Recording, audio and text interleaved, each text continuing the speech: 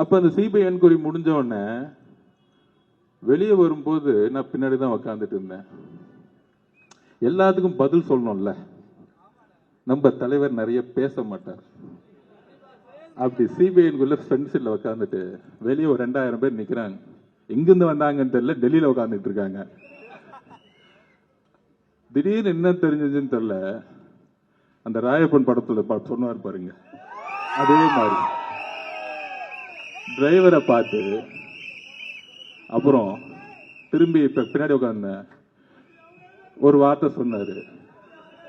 நான் சொன்னேன் CBI enquiry போய் முடிச்சுட்டு லிப்ட்ல வரும்போது, அண்ணா எலெக்ஷன் கமிஷன் நோட்டிபிகேஷன் பண்ணிட்டாங்க, தேர்தல் ஏப்ரல் மாசம் 23 அப்படி அப்படியே அமைதியா கேட்டுக்கிட்டு இருந்தாரு. வண்டியில உக்காந்துட்டு டக்குன்னு டிரைவரை பார்த்து மேல வந்து கிளாஸ் ஓபன் பண்ணுங்கன்னு சொன்னாரு.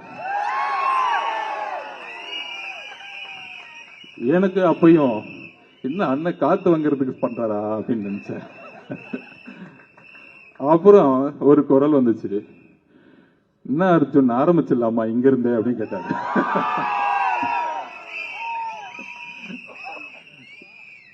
அப்பதான் புரிஞ்சேன், இந்த ஒரு வாரமா திமுக காதருங்க ஒரு நெரேட்டிவ் செட் பண்ணாங்களே, CBI office CBI office CBI office.